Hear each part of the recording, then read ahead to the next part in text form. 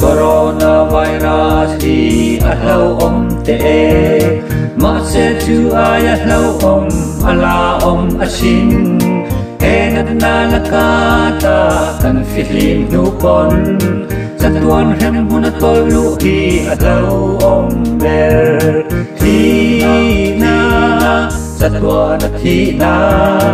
eden nat na lakata hi kan dam tlang em le in chung in ilung oyem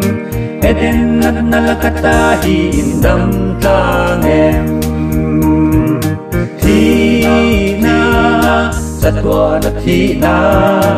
eden nat na lakata hi kan dam tlang em le in chung in ilung oyem eden nat na lakata hi dam tlang em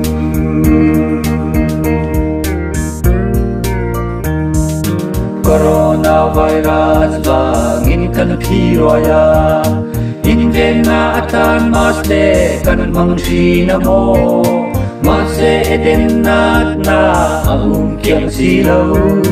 Sa tuan na tutak masilaw mang vero Thi na sa tuan at thi na eden nat na lakata hi kan dam tlang em le in chung in ilung oyem eden nat na lakata hi dam tlang em thi na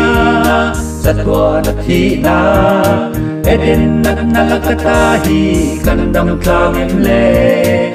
in chung in ilung oyem eden nat na lakata hi dam tlang